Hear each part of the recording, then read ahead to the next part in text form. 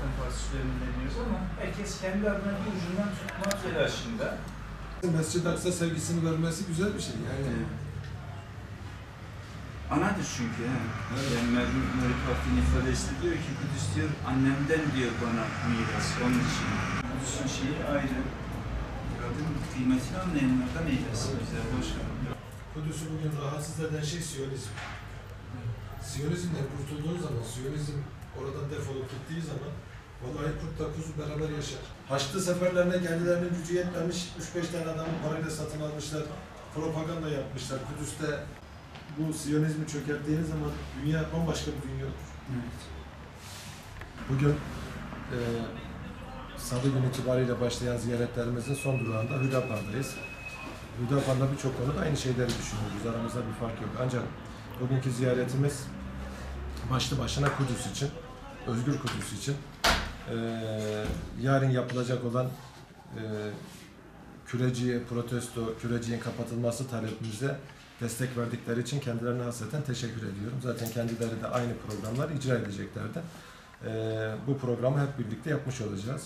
Bizim söylediğimiz şey şu, dünya ve Türkiye, bütün Müslümanlar Siyonizme karşı mücadele ediyorlar.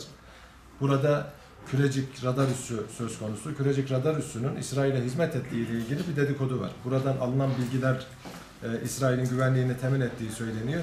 Dolayısıyla eğer burada böyle bir şey varsa biz buna karşıyız. Dolayısıyla buranın kapatılmasını istiyoruz.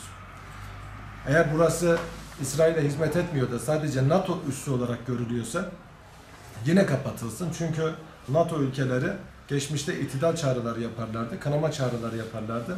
Fakat bu son saldırılarda görüldü ki İsrail'in meşru müdafaa hakkından bahsediyorlar. Filistin'in atmış olduğu taşlara karşılık onların bombalarını haklı görür bir şekilde çıkışlar yapıyorlar. Dolayısıyla Müslümanların kadınlarının ve çocuklarının canlarını hiçe sayan, canlarını değersiz gören NATO anlayışına karşı NATO'nun güvenliği de bizim için değersizdir. Buranın kapatılmasını istiyoruz.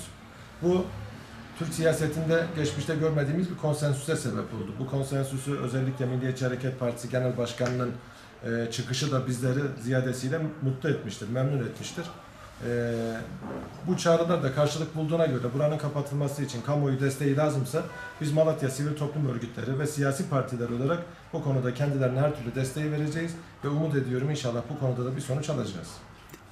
Saadet Partisi Başkanı Osman Bey ve il yönetimleri arkadaşların ziyaretlerinden ziyadesiyle memnun olur. Aynı bizim düşündüğümüz program çerçevesinde Kudüs'le alakalı ortak derdimiz, ortak sevdamız olan Kudüs'le alakalı olarak yapmayı düşündüğümüz programla alakalı kendileri bir çalışma başlatmışlardı.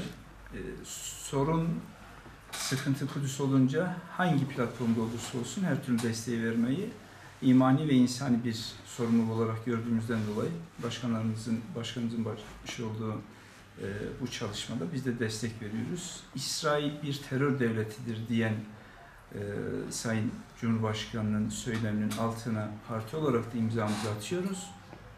İsrail bir terör devleti ise İsrail'le olan ilişkilerde de terör örgütüne yapılan müdahalenin ve o şekil muamelenin yapılmasını talep ediyoruz. Sonuçta karşınızda bir terör devleti var. Yapmış olduğu hiçbir çalışma, hiçbir şey ne insanlığa bir fayda getirmiş, sadece kendilerini Siyonist zihniyetten dünyaya kabul ettirmek için yapmış oldukları çalışma. Yapılabilecek birçok şey var. Büyükelçiliklerini kapatma, İncirlik üssünü kapatma ki biz Malatya ve Malatyalılar olarak memleketimizde bulunan Kürecik Radar İstasyonu'ndan ziyadesiyle rahatsızız. Şu saatten sonra İsrail'in yapmış olduğu bu zulmü, bu katliamı görmezden gelmek hepimiz için bir vebaldir. Bu konuda Başkanımıza tekrardan teşekkür ediyoruz. Ziyaretlerini çok kıymetli buluyoruz ve yarın Cuma günü inşallah Cuma namazından sonra ortak bir şekilde basın açıklamamız ve tepkimizi beraber dile getireceğiz.